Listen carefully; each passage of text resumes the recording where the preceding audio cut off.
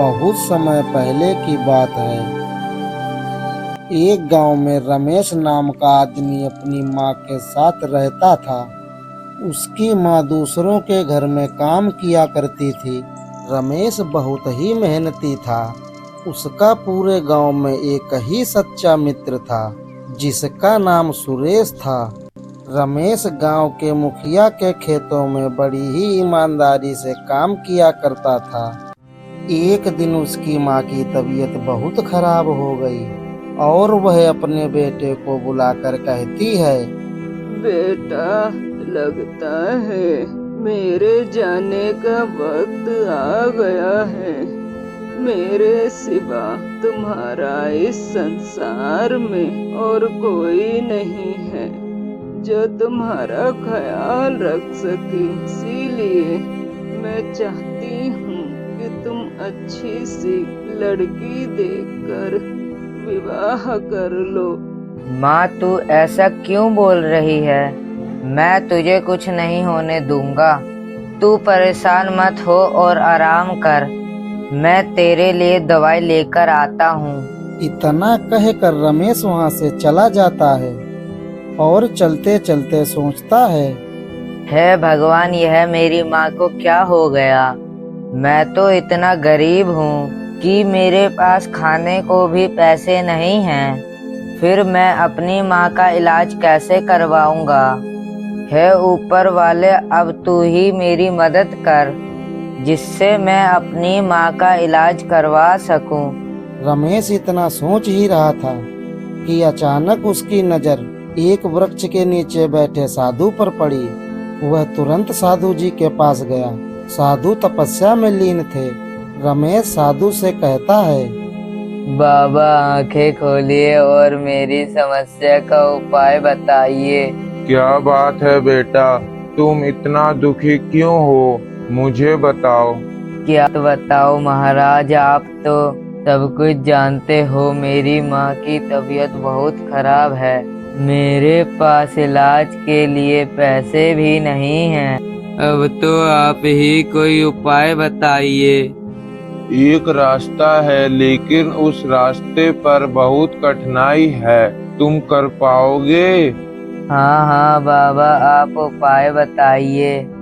मैं अपनी माँ के लिए कुछ भी कर सकता हूँ। तो ठीक है, जो उपाय मैं तुम्हें बताऊंगा उससे तुम्हारी माँ तो ठीक हो ही जाएगी, साथ ही तुम्हारी गरीबी भी दूर हो जाएगी। गांव की पश्चिम दिशा की तरफ जो जंगल है, तुम उस जंगल में जाओ। जंगल के अंदर जाते ही तुम्हें एक गुफा मिलेगी। उस गुफा में जादुई खजाना छुपा है। तुम उस खजाने को हासिल करके अपनी माँ की बीमारी और अपनी गरीबी दोनों को दूर कर सकते हो। लेकिन याद रहे, उस गुफा में केवल वही इंसान जा सकता है जो ईमानदार और सच्चा हो। अगर कोई लालची इंसान गया तो अंजाम भयानक होगा। ठीक है बाबा। इतना कहकर रमेश अपने मित्र सुरेश के पास जाता है और सारी बात बताता है। भाई, अब तुम्हें मेरे साथ जंगल में उस गुफा में चलना होगा। हाँ हाँ भाई, मैं तुम्हारे साथ जरूर चलूंगा, क्योंकि तुम्हारी माँ मेरी भी माँ जैसी है। फिर वह दोनों जंगल की ओर निकल जाते हैं।